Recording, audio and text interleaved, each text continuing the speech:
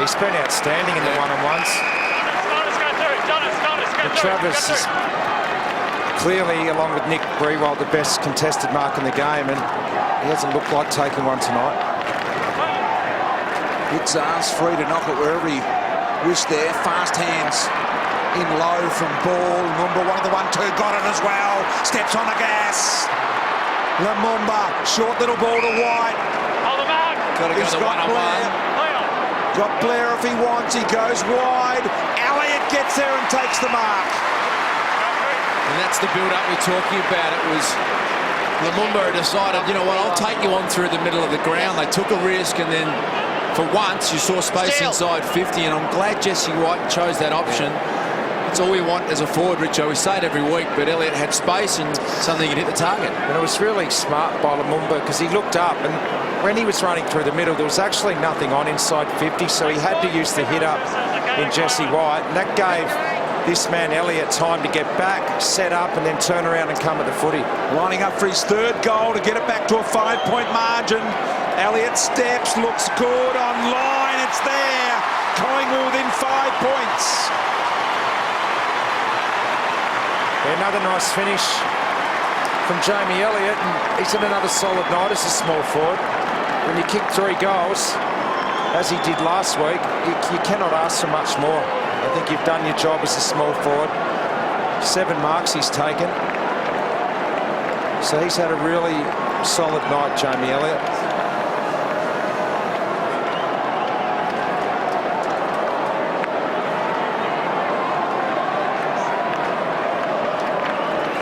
So here he is coming down the middle of the ground. Really attacking play, but he looked up, there was nothing on. White summed it up well, turned around, and Elliott had had time to set up and come back at the footy, BT. Good control in the end. Would have been easy to launch long with that sort of momentum. And he pulled the kick and was able to release the pressure. Sheringham through the middle with a clearance. Maxwell. Well, the last time Geelong beat Collingwood was Cameron Ling's last game in the 2011 grand final.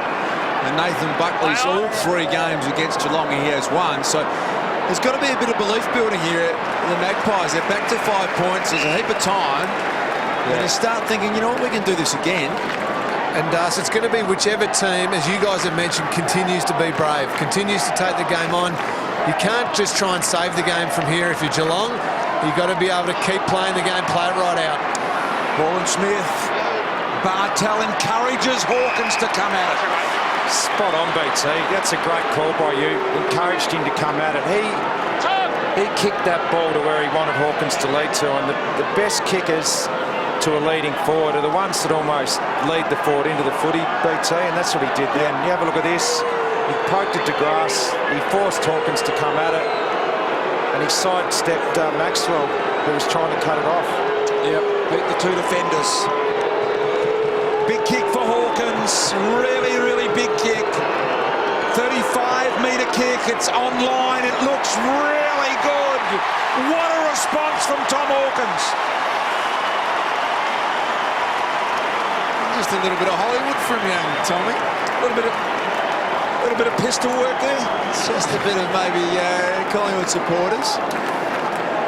That's giving it to Tommy. I like it. Yeah, that's good. A bit of interaction. Jeez, it was a good kick. Well, Tommy, it was a dart. Didn't look like missing from the boundary.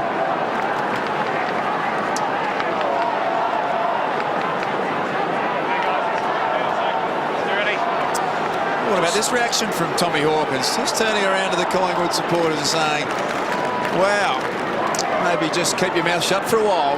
Yeah. Good kick, Tom, but I'm not sure it was quite up material. But anyway, he enjoyed it. We enjoyed it as a result. And I reckon the Geelong fans did as well. White, ground level footy. Cloak and Mackie. Duncan to Rivers. Spills to Fasolo around the corner. She almost got it. I'll tell you what, he's one of the great celebrators for Solo. If that had gone in, he might have given a little something as well. Has it been pushed forward a bit here for Solo? Spent a lot of night in defence. Looks like he's one that they've decided can do something for them. Rivers. Stokes gathers another 20 metres. Maxwell near the boundary line. The solo shot, the goal was set up on the back of forward pressure. Every time that they've trapped the footy in, put the Geelong defence under pressure, they look the most likely to score, Collingwood. Hey, Lingy, we can just see down on the ground there, young Guthrie's doing a really good job on Scotty Pendlebury, only the one touch this quarter so far. Yeah, absolutely. Pendlebury was going to be the key. He's still so dangerous, though, around these stoppages. Good work by Guthrie so far in this last quarter. Sheringham gets a powerful bit of the footy forward. Gee, Young came that time. Good on him. That was better. Hawkins around the body with a clean snap. Kicks his third goal. 16-point Geelong lead. Oh, Tommy Hawkins, he's come alive. He should be happy with that one. Celebrate however he wants. The snap round the corner from 45. He's not happy. Pies supporters have gone quiet. Tommy Hawkins has silenced them. Quiet night, but he can be the match winner. Just got to keep at it as a key forward. If it's not your night, all of a sudden it is. He's kicked 2 goals in a couple of minutes.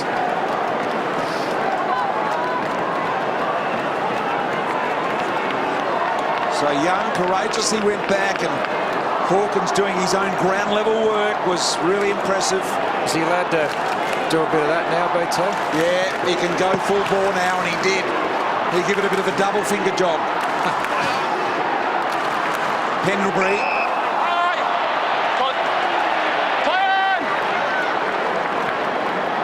So they've targeted Pendlebury with Guthrie in this last quarter. Fortunate ball for a ball, but I don't think he's probably got the journey. It would take every bit of what he has. Too far out, I think, for Bally. Players will know. They will know what he's capable of. Pulls the kick into the spot. Tells Cloak to come at the footy. Almost took it. Kelly, look at the Geelong numbers there. 4-2 there. It was a really good kick by Bally in the end. Lonergan, he was brilliant. His timing of his spoiling tonight, Tom Lonergan, has been incredible. He's really taken Travis Cloak right out of the contest. Guthrie, nicely.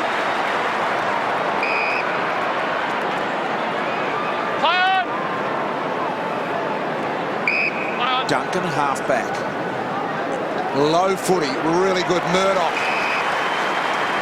Marks overhead. Sheringham. Jackson. Sheringham gets it in the Hawkins direction again. He's really dangerous down there now. And the late tackle sees the ball kick out of bounds on the full. That's what they love about George Burberry's forward pressure. Did it again there, coming back from his broken jaw. Maxwell. It's got to play on every time they get it now, the Pies. Time a real factor now, Richo. 16 points down, 8 minutes left. Keith's got a free.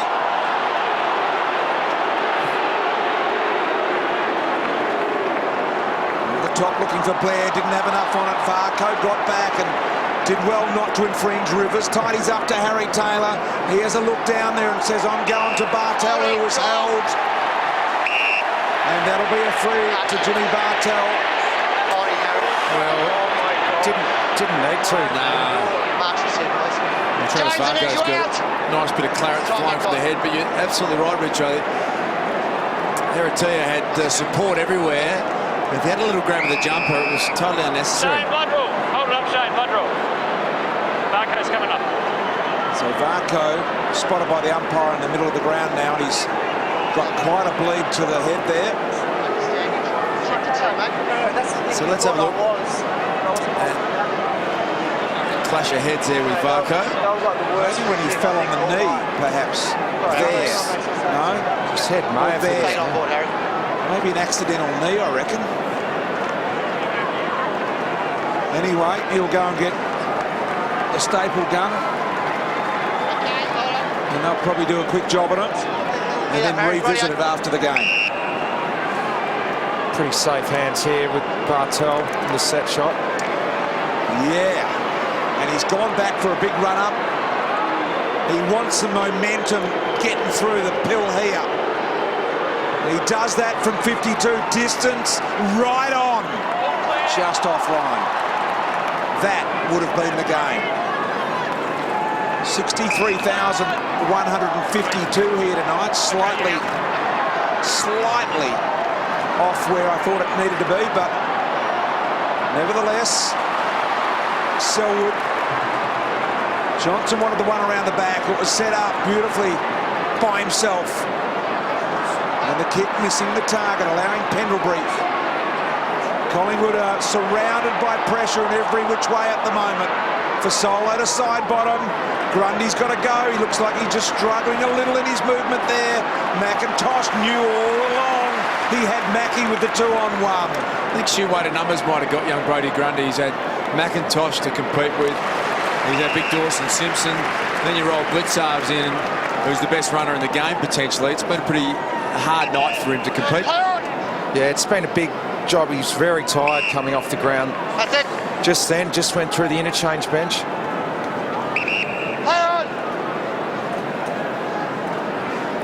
McIntosh, Pendlebury, Murdoch, Taylor Adams, fast hands, Lumumba.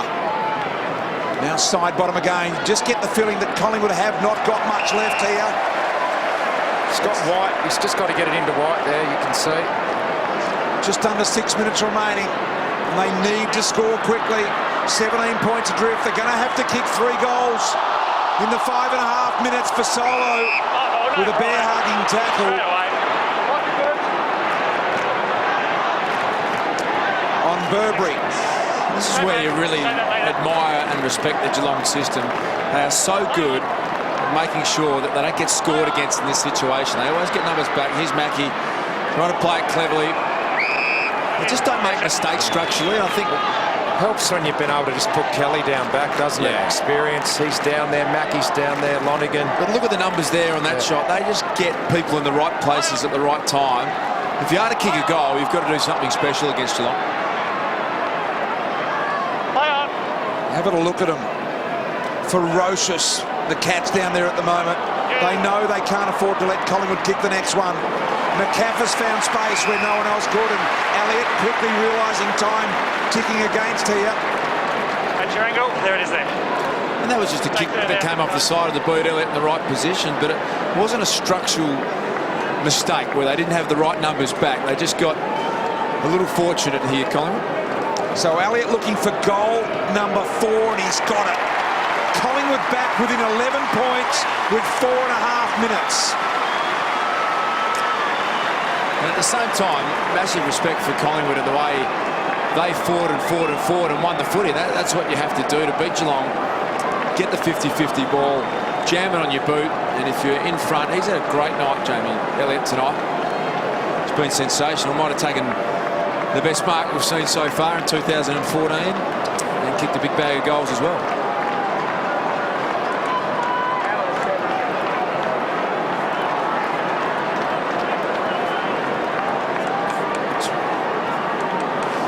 Have a look at that there now. Well, the Cats have rolled a couple of numbers back. They've got 8 defenders, so Bucks is going to even that up. At least so there's only 1 loose player. Out of the middle, so the umpire will ball it up. Varco's ready to go. 4.5 minutes for 2 goals here required. Can Geelong hold off the Pies? Bartel ran into a bit of a coat hanger from Adams, which was clumsy.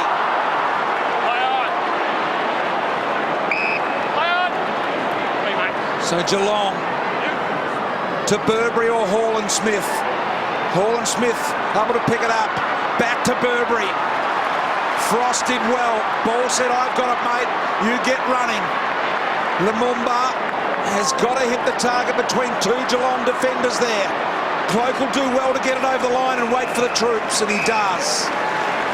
Almost needed there, Lumumba to cut back inside. He had Pendlebury in the middle of the ground. It would have been really brave. He might have got run down and game over, but that was the one, I think, with his speed, just had to back himself there. 4 minutes to go. Side bottom, unbelievable handball back to White. I tell you what, it falls again for Elliott. He can go back and kick his fifth and get them within a goal. Don't underestimate how good his hands were then. That was an absolute mum kick coming in. It wasn't meant to go to Jamie Elliott. Look at that. He's just thrown it on the boot, Jesse White. Great grab. He's a terrific mark. Had the big W behind the footy there. Spot on, BT. Thumbs together. Elliott for 5. He's got it. Collingwood are back within 5 points with plenty of time on the clock. Stopped at 3:21. MCG has erupted here. Collingwood fans are going nuts, and they are sensing that they can pull it off, and why not? 3 minutes 20 seconds remaining in the game. They've kicked 2 ripping goals. Cats have got everyone back now. They're just going to try and hold this one up. So they've got 8 defenders back there at the moment, the Cats. And it's a long time for anyone to try and possess the footy, still does. Yeah, it's almost too long, I think. The Cats have still got to be prepared to try and take the ball forward and take the game on themselves. 3.5 minutes is a long time. Haven't been ahead since the 6-minute mark of the first quarter. The Pies. Oh, Dawson, that wasn't the option. Also bit off a bit more than he can handle. Swan, funny little non-preferred kick. I'm not sure. Stokes. Not sure he disposed of that, Simpson. Yep. Varco. So you saying it should have been a free in the middle? Well, with the first look, it looked like that. Mackie to Johnson.